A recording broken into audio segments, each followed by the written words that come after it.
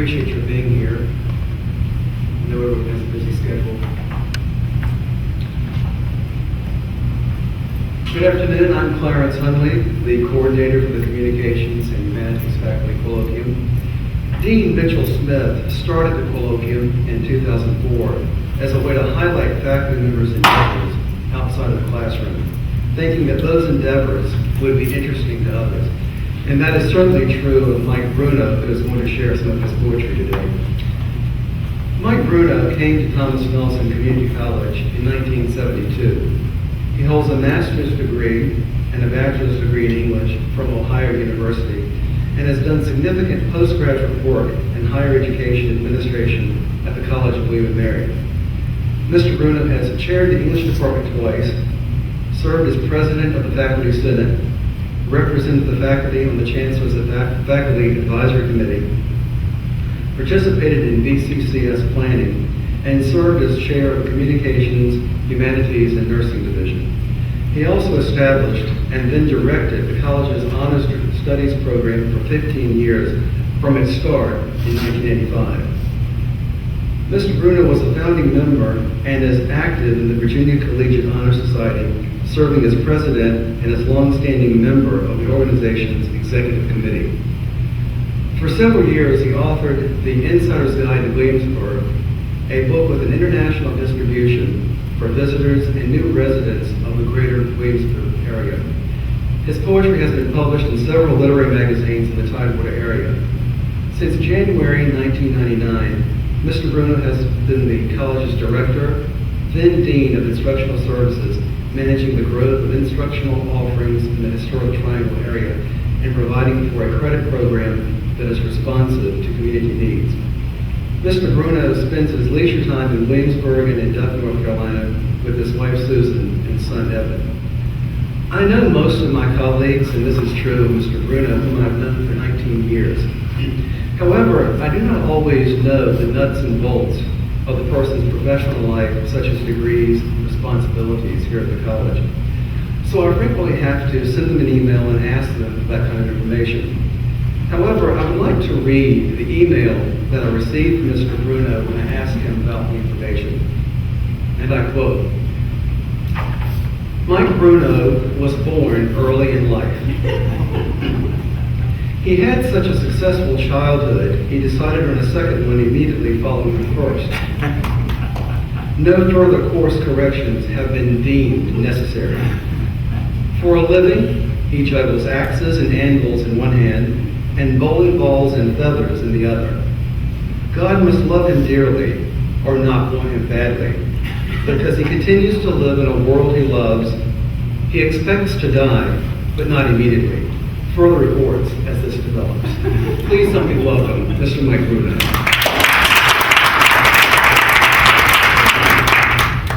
Thank you. Yeah, when I sent that to Clarence, he immediately said, "How about a real one?" So that's the first part of what you heard. I guess when he said nuts and bolts, we're going to emphasize going nuts today. Language is my playground, and language is my temple.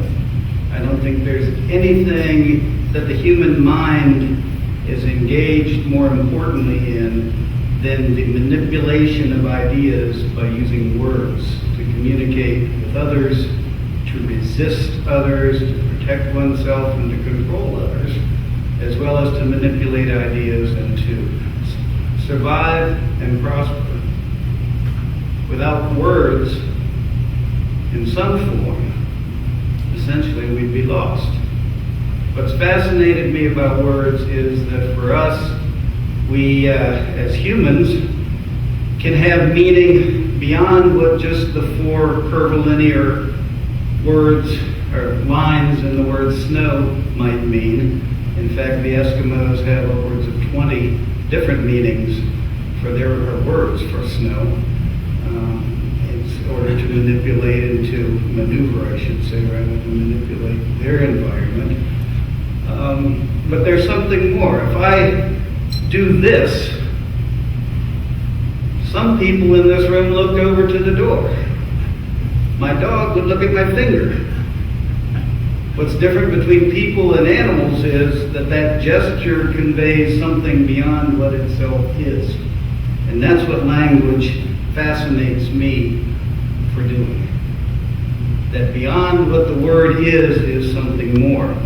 So I'll go back and say language is my playground as well as my temple. I enjoy it. If a magician is a prestidigitator with sneaky hands, I guess I'm a prestiverbitator. Sneaky words.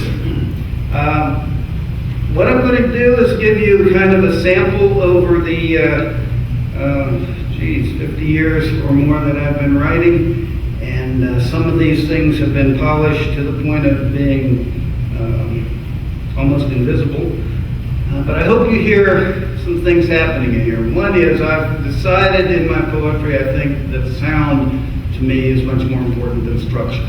Structure is there, but sound is more important.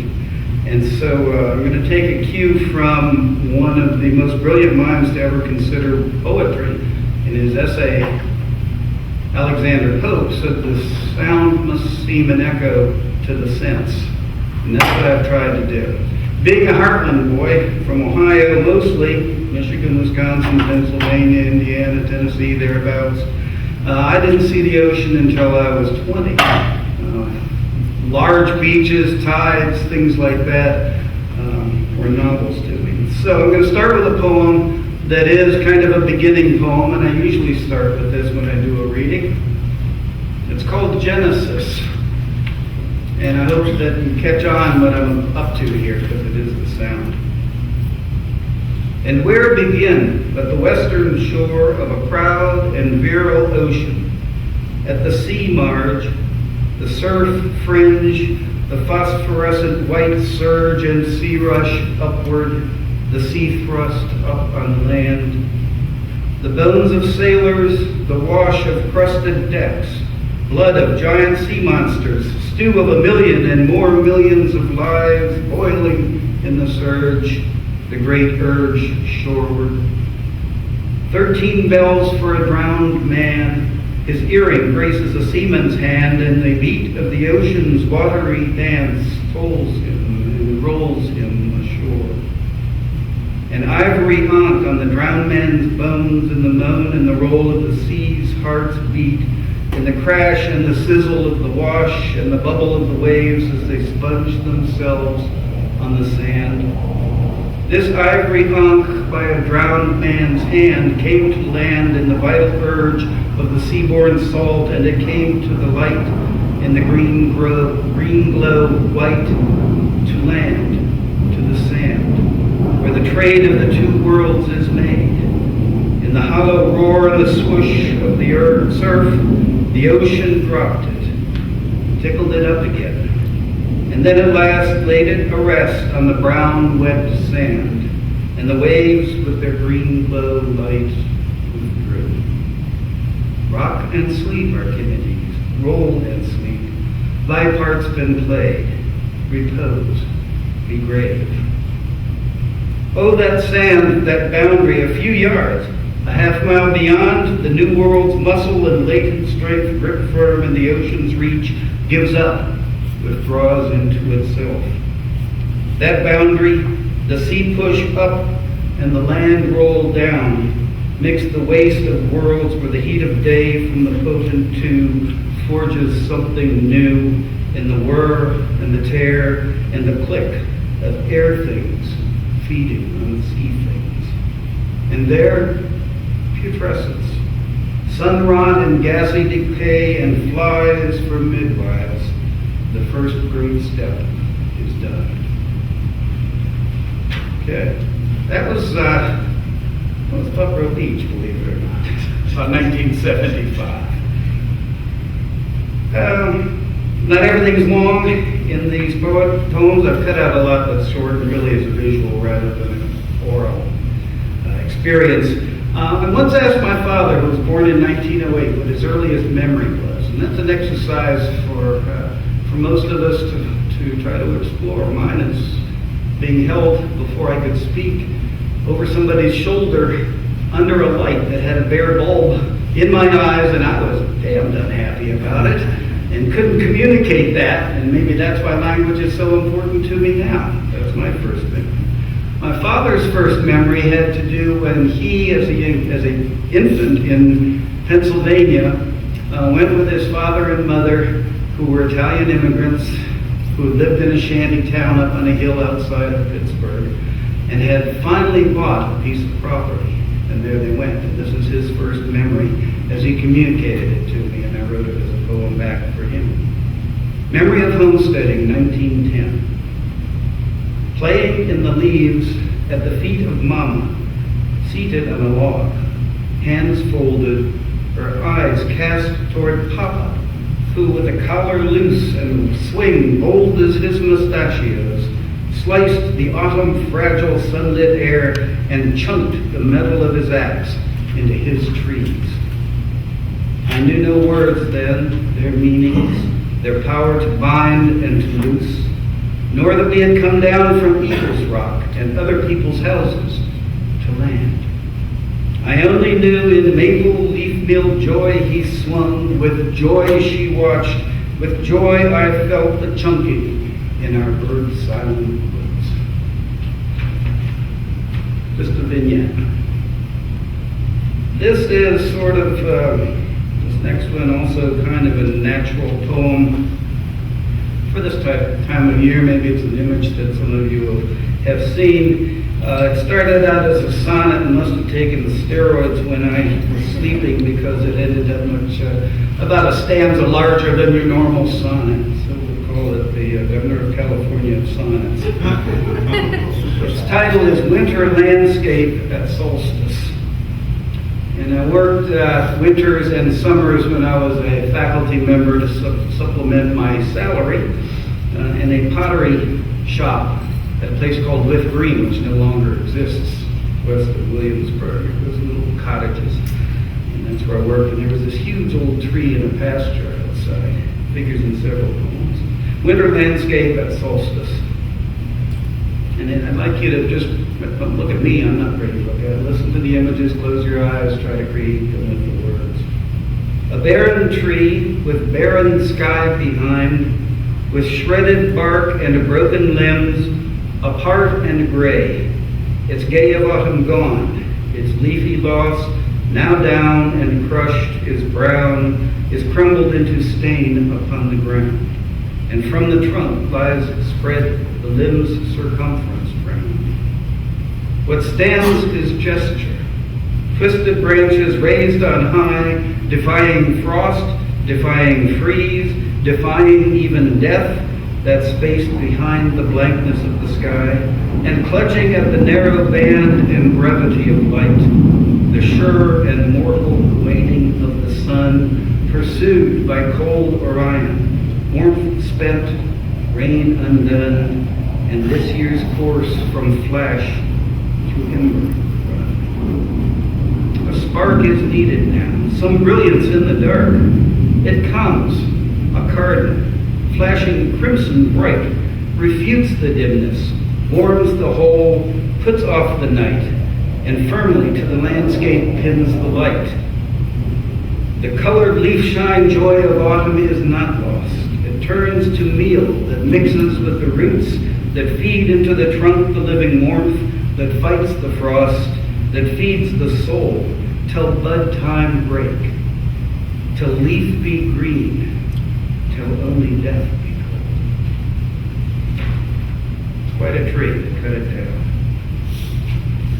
All right, and I've already confessed to being a Yankee in a strange land. I come from the Midwest. And I drove up 95 frequently to Washington and would see this sign along Interstate 95, Jackson Shrine, this way. Being a sucker for things like that, I wondered what kind of a shrine might be there to Jackson, the Confederate general. And I found, and I always end up at these national parks after sunset when the rangers are gone, everybody's gone home. It's just me, a parking lot, and a few angry squirrels being interrupted by humans. I had Fairfield to myself, a little farmhouse where they brought Stonewall Jackson after his own troops accidentally, by mistake, shot part of his body off. there in that place he died. And so I pressed the button on the National Park tape machine, and the phrase I use is, this is called Flowers at Fairfield, the place. And the quote is from that Park Service, "In this little house, the Confederacy also died." So I tried to recreate what might have happened there. In sun-hot, sun-bright dogwood time in early May, Confederate of pain, at Fairfield, Jackson lay engaged with cold pneumonia's group campaign and counted off towards Fredericksburg each northbound train. The amputee, cut off from battle roll, disarmed, he watched the red-tipped blossoms pall, vulnerable as honor. Tired, weak, he struggled through that bloody flower week. The spirit of his men at Chancellorsville, they would not let him down. The fever charged. He saw the dogwood blossoms sicken, watched their red turn brown. Companion victims of the heat's relentless victory, the southern spring and Stonewall turned to history. He watched the flowers blur, then casualties of casual battle fall. On Sunday, death told up rich spoils. All. Tried to put him in that place. I sneaked the long poem in, so I'm going to pass over some shorter things and maybe come back to them. A lot of people my age were idealists in the 60s and remain so today, ever hopeful, despite the constant onslaught of disappointments hurled at us. And this particular one is a response to one that happened in 1968, and it speaks for itself, I think, in terms of what the subject matter is. But it's an occasional poem on the assassination of Dr. Martin Luther King. It's in several sections, but not all that long. There is the rejection of disbelief. There is the shock of loss. There is the silence of grief. There is the anguish for vengeance, and then there are the thoughts, and with them the brutality. And the event becomes real. The king is dead. First thought, why? Killed, we understand, by a human lack of love. We understand. We understand that in the matter of death, no one is secure. We understand that. But we ask and we wonder and we really want to know why. Second thought for the country. Cry no, cry, cry. Cry no, cry, cry, cry no, for the man with the dream is dead. Cry, cry, my country, for the bleeding wounds, for the gunshot holes and knives in your holy and sacred body, for the insurrectionist born in this time's need, for the fire setter born in anger, for the looter born in moment of chance, for the black age born in revolt, for the monster of hatred born of hate. Cry, cry, my country, the labor pains of revolution are hard and known to kill. Cry, cry, my country, for the man who had the gentle dream is dead. And your labor shall be hard for having plucked that fruit. And I have left the page in the office, I'm sorry. There is more to that. It does have resolution. It comes to mourning.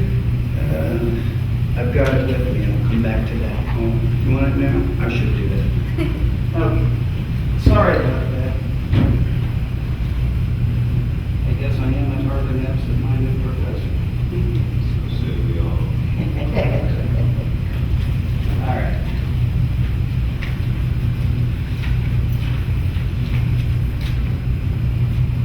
Third thought, for the mourners. There is praise to the Lord in the dignity of the woman in her veil. They praise you, Lord. There is praise to the Lord in the quiet of the children, in the unaccustomed, immaculate clothes. They praise you, Lord. There is praise to the Lord in the dark majesty of those who marched in the unquick city. They praise you, Lord. There is praise to the Lord in the tears of the people of the country in their loss. They praise you, Lord. There is praise to the Lord in the thoughts of black and white, in common mourning, in common prayer. And they praise you, Lord, in the way he wanted most. They praise you, Lord, together. That's the end. Unintended dramatic pause. Sorry. Okay, I've got a couple narrative poems.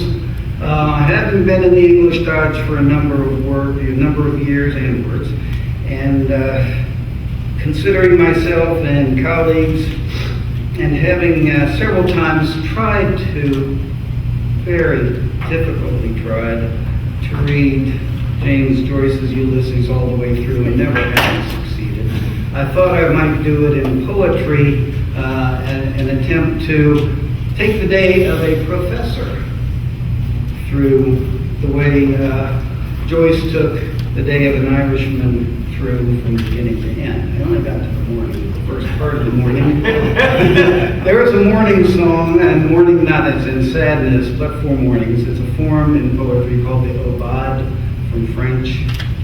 And this is from Daedalus, will be the name of the poem when it's complete. Hopefully it will be. It's called Morning Song, and we meet our hero as he wakens. He rose and I'll stop. Any resemblance to any person living in the world is purely coincidental. He rose and scattered colors from his eyes, went forth and sought and caught the tedium of day. His wife, surprised that he should act this way, address his toast, describe his egg as bright and dance away, was tempered by a notion she surmised. He's finally flipped, she thought, gone mad, there's hell to pay. Into the fray he battled, glory-bound. At every stoplight on the way to town, he chose to thumb the very crinkle of his nose as if he found the world gone dry. Resolved he thus to try if fire's warmth could fry the latency of love, could move the normalcy of time, could set the world beside itself in mirthful dance, could heap to birth a something awful, neat, precise, and bold, complete. And in a trice, he donned his mental armored star, a sheriff sent to chase a tariff down beneath the sky. The sun's bright eye would see his charge against the dragon of deceit. To free the truth, he'd die or set his feet that night upon his hearth content, that in addition to his rent, he'd earned his keep, his eat. Thus fortified with confidence in love and truth, like fortified as gin by dry vermouth, he went into the gilded tent of Mammon. That is to say, he went to work. And if it any day had been an in went he, his face a bit awry, a glint to transfix the very iris of his eye. I say, he said, to no one there, the room was empty where he stood, instead, that art transfigures slime. He shook his head. That wasn't it at all. He took a list of tabulations from a table, on a table in that room. The rows of numbers neat as if a groom, insouciant, that able, had bridled them in their stalls and stable, had made them shine, had led them out to ride instead of to be ridden. So neat were they, all argument forbidden, that ride the very confidence of man into the ground, those numbers might. That thought gave him a pause. The pause gave him a fright.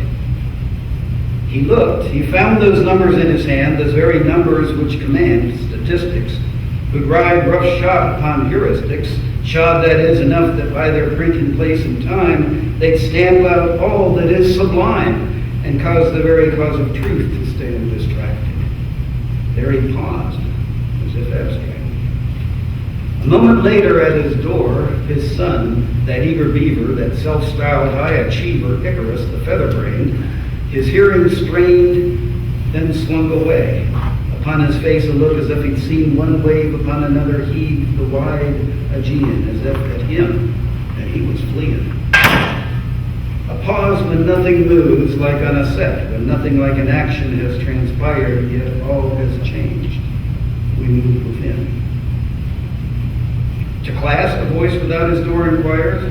That's why we're hired, he replied, and loosed the grip of numbers as he tied his lecturer's drawstrings and gathered up his things, notes, attitude, chalk, and sought equipped to start things off as if they mattered little, as if the very spittle used to wet and wet his speech were hardly worth the reach of tongue to draw it forth. And forth went he again he, to talk and walk and talk of versification and admiration and Freytag's carrot. With care at all, the listeners might, this word-load armored knight was ready. Holding steady to his course, of course, once more into the breach went he, for truth and beauty, art, cried he, though mutely thus, and cutely rather, fancied he the cry, as though his eye nor ear, not ear, or organ made for hearing. And so we leave him, steering off to class, a very muddle of a man, reborn in heart, who, breaking from the part of fool, would be the tool of change and thus arrange a victory aesthetic, our hero peripatetic.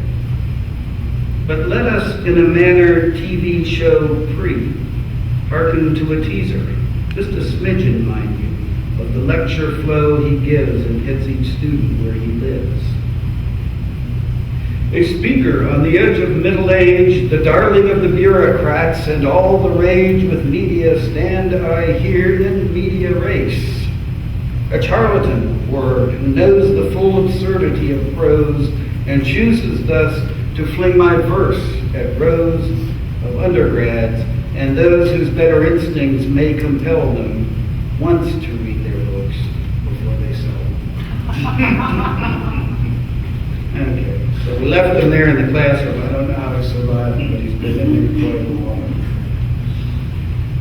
I think in the interest of time, I'm going to shift to something. Yes. It's been a long time since I wrote a whole poem. I've done a lot of editing, re-editing, reworking. I call it mining my notes sometimes, going back, digging things out, combining them with other things here and there. But this one is whole cloth itself. It's the longest thing I've ever written. I kind of went into the poetry dive rather than prose because I thought, novels are too long to hold up here. Maybe a short poem might fit. But this one went and grew and went the other way. And I had a fragment of it I read in Williamsburg in the fall at a reading. It seemed to get a fair reception. So I'm going to burden you all with the world premiere of the second to last draft of a poem called Closing the Blinds. It takes a while. Get your gluteus comfortable, please.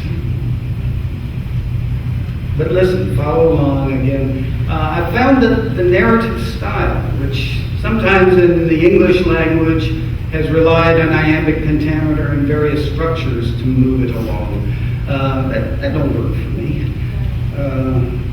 What fascinates me is how hip-hop rhyme can compel a work, a poem along. And that doesn't always fit as neatly into iambic pentameter. And certainly, while it does rely on beat, it is not beat that concerns me in this. But taking that as a style, and working from things you've already heard, you'll see there's continuity. But I've learned that, for me, rhyme can move things along, no matter where I put it in the line. So here we go, enough said. Listen, go then with me. This is called Closing the Blinds.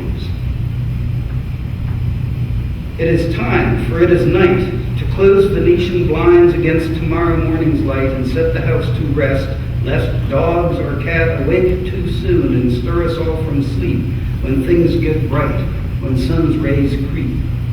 The windows near the door, a row of 3, present a choice to close sequentially or reach the wands of the outside 2 and stand arms wide to turn them both together against the night.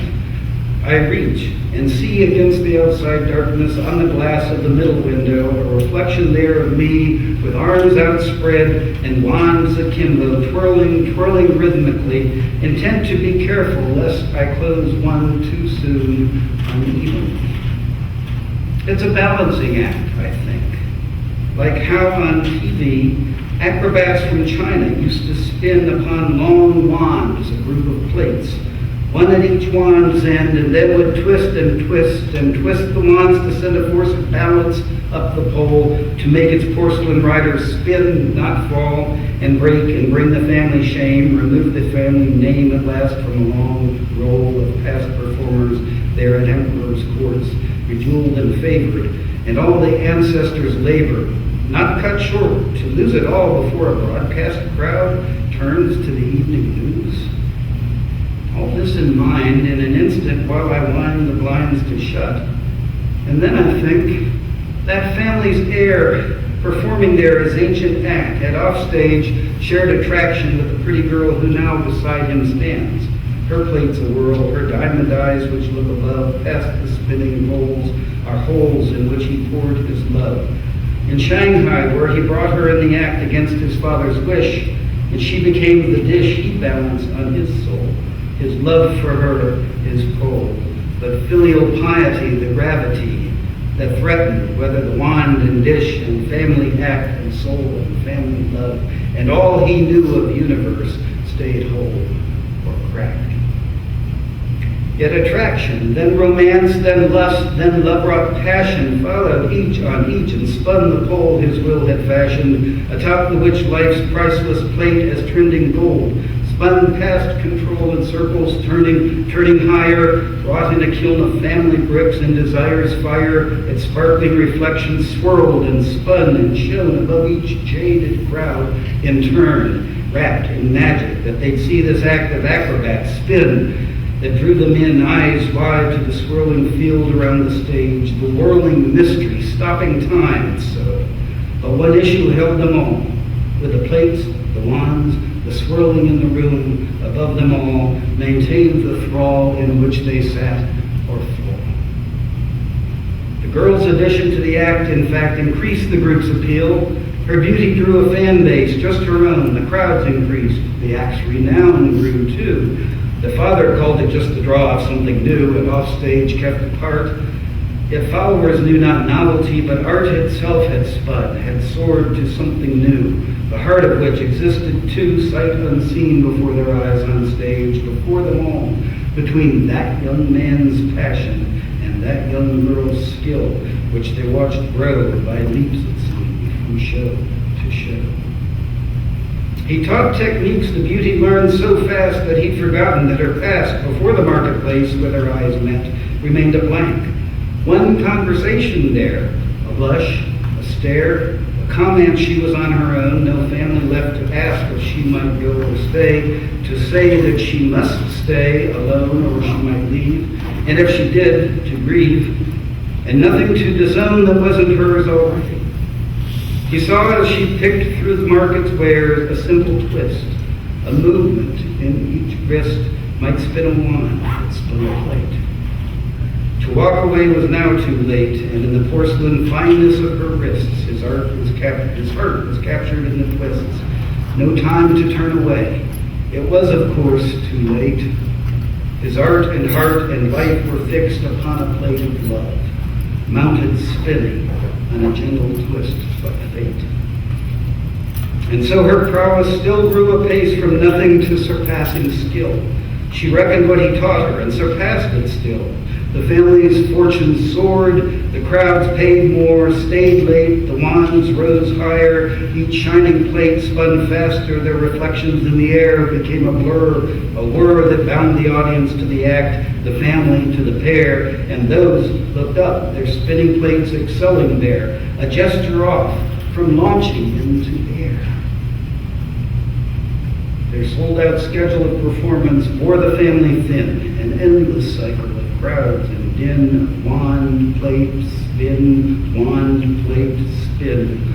The father ruled, "We'll let our fame one evening hold our audience's focus on our name, and we will rest. lest one plate fall because we wait too late and we lose all. And so they did. They set aside one evening for themselves, and after dark, instead of to the stage, went to a park where lanterns glowed soft light on a lake, and families, there to take their leisure, slowly strolled in the shadows, each apart, engaged in conversation there or silence, while, redolent of flowers, the night air filled their lungs, and calmed their minds, and smoothed their powers. The father walked in stately grace, and set a pace his sons agreed they found too slow. The stern formalities of practice and performance put aside, they started to ingest to ride his progress, slowed from age. He chose to take up with their banter, reminding them he'd yet to break a plate, could outspin all except the girl. In truth, they'd be glad to have his blood flow in their veins when they had lost their youth. The women clustered to themselves and followed slowly after around the mother. Their talk, their murmurs out of hearing, but their laughter more pronounced, hung in the warm evening air. Dim petals of sound, free from any care, afloat in the dark of that great park. Nothing but contentment there. At times, with covert stealth, the lad would turn his glance behind in casual search for pleasure drawn from star glow on her face, and slow his pace to stare. His brothers would have none of this. They saw him looking there and teased him back to laugh with jokes at his expense. The evening's darkness grows immense, and time stands still. That ever in this park his name be known, an ancient ruler set a gate, magnificent in stone with its immensity, and where it towers up on high, the eye would draw at night, above the torch's reach, above the battlements and dim reflecting eaves, into the dark and star-rich sky. The scale of this appearing from behind the trees to strollers in the park awes and draws them out onto a paved and open space around. This family, too, their eyes tracing upward, move into this void, and scanning to see the starry sky, each moves a little from the other's reach. Their orbits breach, their ordered groupings break a little, their attention shifting from themselves to the largeness and brightness of this thing, wrapped in the play of light and darkness that it centers. There's much to absorb, and moments pass. Catching himself at last, the young man turns to search his loved one's face for gold reflections of the light rebounding from the wall, but where he thought to see her, finds a space. Concerned, then struck to find she's not grouped with the clan, he scans the trails, the brush, the wide squares, expanse of dim-lit scattered groups and single folk, their shadows cast towards him their marks. He thinks he sees her here or there, but none turn out to be. He shouts her name to his brothers to explain, and then sets out where in the shadows inside the gate he thinks he saw her dress reflect the light, then disappear into the night. What and why and where she's gone toss like leaves and storms inside his head, and as he passes also through the gate's thick walls and darkness grasps him, awful dread steps out with measured hurry too. It was just a glimpse of dress, and now the stress attendant on her loss clasps tight across his chest. 3 thoroughfares branch into streets out from the park and the gate. No one stirs towards, no one moves away. There is no one to be seen. There's nothing astir but dark. Fearful for her, fearful of deceit, fearful for her loss, emotions crash inside him, but one dim view of patterned cloth he knows retakes his thought. And it's the gown he bought her wear in a market square, his heart first sought her. He's gained a bit, but sees where she has gone, and with a swallow of relief he speeds his steps to follow. The street's deep shadows turn to black and punctuate themselves with glows that throw weak vision to the ground from vignette windows, holes, yet there she goes. And here he follows, still behind, amazed and curious at her surreptitious act, in fact expecting to discern just how she had learned his trade, his art, because he will not let his heart conceive that she might leave his world to dabble in another's world, to kindle their strange fires that banked can warm another man's desires to flame, to to have it all the same, a stranger, her, himself and her. Instead, his heart insists each moment will unfold at last a fact, explain this act of secrecy, which will reveal how she could learn his skill so well, so quickly, so excel in spinning plate on pole, as if perhaps she'd sold her soul like in old stories to gain renown and gold and higher glories. That must be this, a visit to a necromancer, a weaver of strange arts that in exchange for innocence in hearts gives gifts that far exceed the parts a stranger brings, gives wings that let them soar above their possibilities, to do what otherwise they cannot do, but all that they might please. This concept breaks within his mind and chills his love as much as could the other choice that she is off to harmonize a lover's voice and will betray you.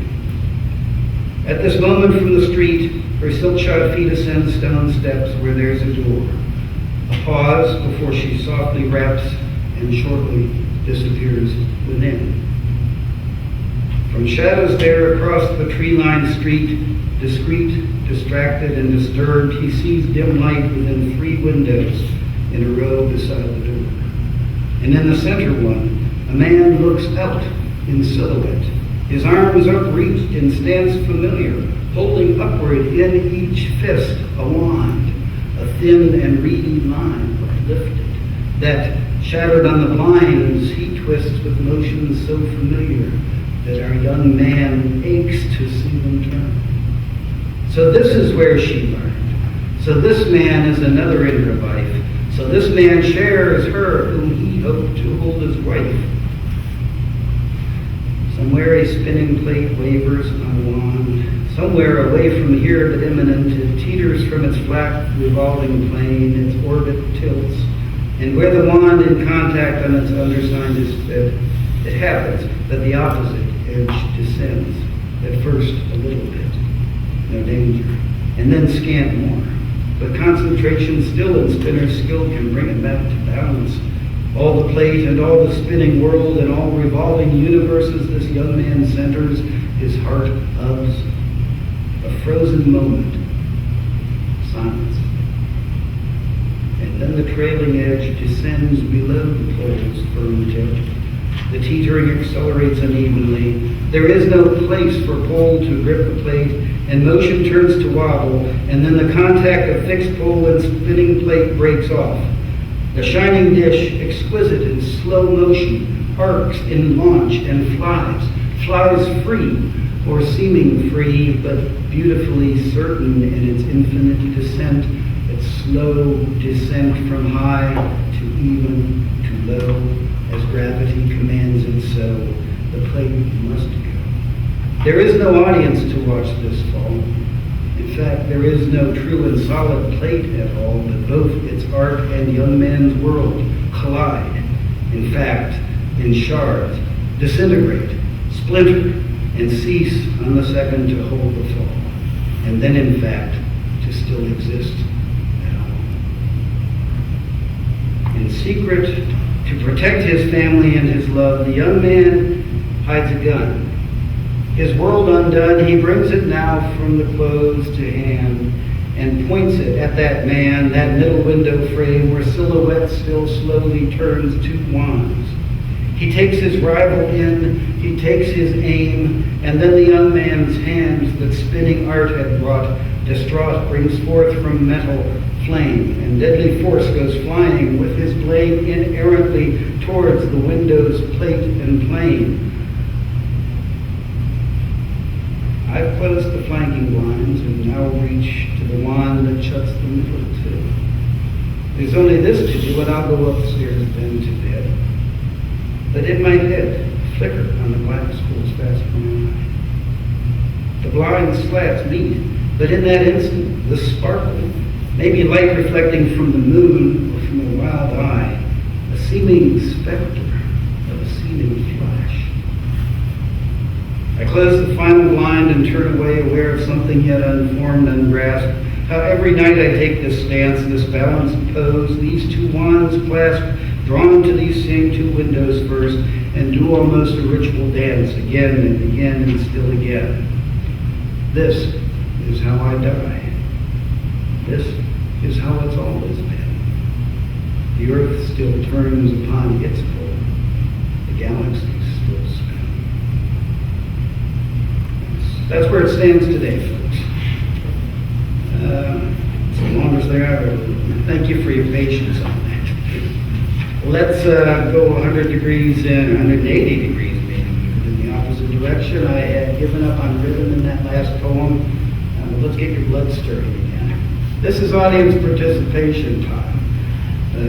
I have a feeling that the first poem happened when Oog reached into the fire and said, ow, and everybody jumped and yelled, ow, and they said, hey, that's cool. Oog said, ow again, and they said, ow again, and they had something going, and the rest is history, right? Can everybody in here clap a rhythm? This is your faculty space. Oh, very good, very good. Okay, stop that for the time being. Dr. Hunley has a handout here, and we're going to put some words to that rhythm. Every great tragedy deserves a chorus, and you are the chorus. This, I want these back, by the way, please. Unfinished.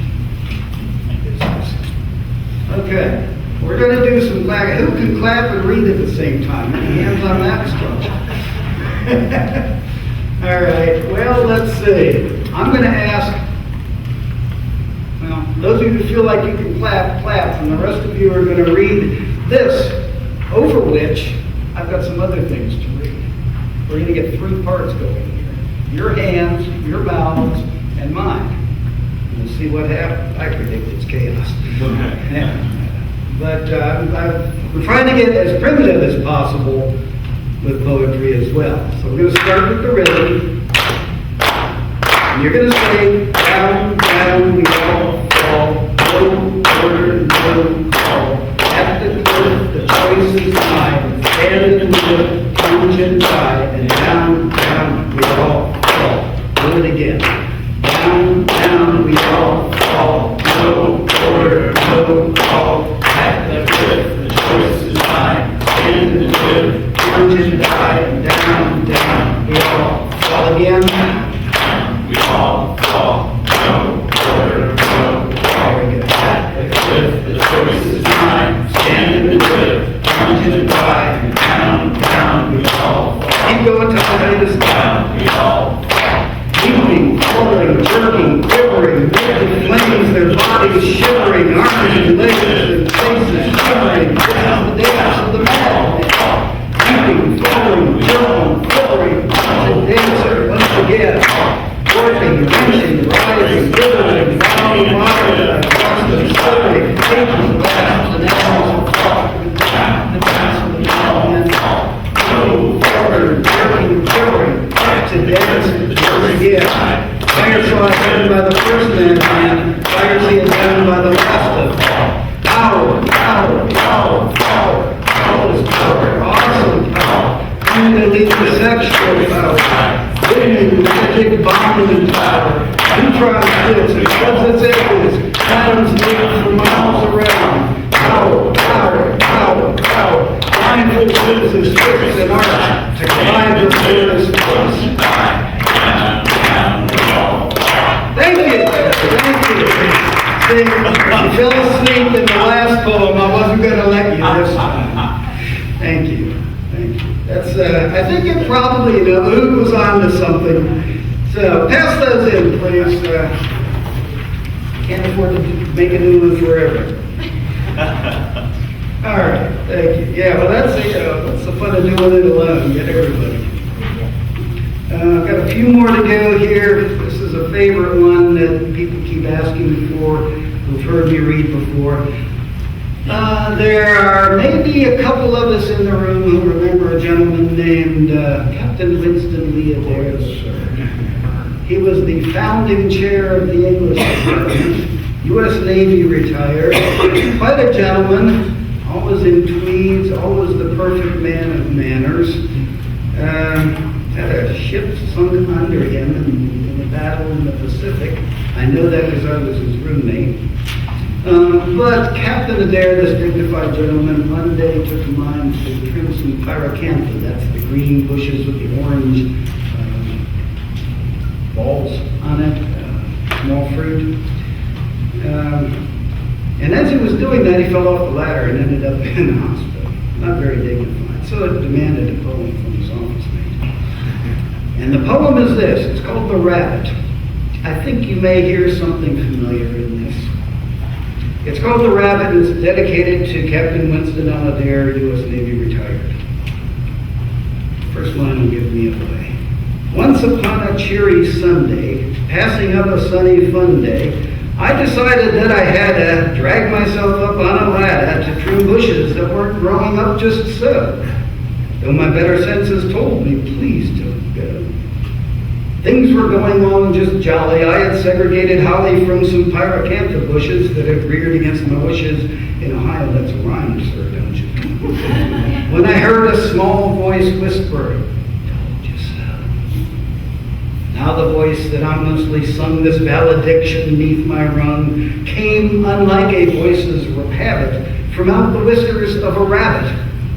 Yes, a not so very funny and quite rude, obnoxious bunny, sitting quietly neath my ladder, crouched outrageously neath my ladder, sighing out his, told you so.